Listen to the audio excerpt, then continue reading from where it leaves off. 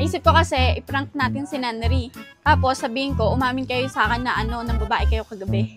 Pwede, tol! Huwag na, may magalit sa amin siguro. Hindi yan magagalit. Di bago magalit, sabihin natin na prank lang. Sige, ikaw bahala. Basta ikaw bahala sa amin yan, ha? Ikaw bahala, ha? Ayun si kuya, ayun o. Hoy lalaki, tari ka nga dito. O bakit? Ano meron? Umamin na sa akin tong mga kasama mo kagabi.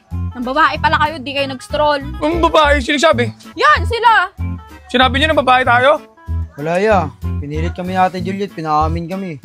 Tsaka kuya, di ba? Totoo naman na ng babae tayo kagabi. Ba, ayos din kayo, no? Talagang pinapahamak niyo pa ako, eh.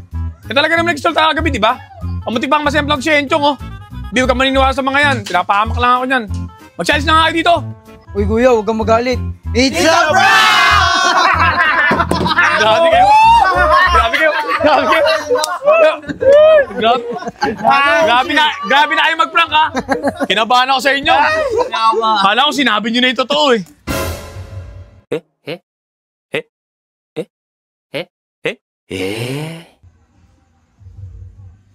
Dito na ako, may gagawin pa ako. Uy, mga pre, saan kayo pupunta?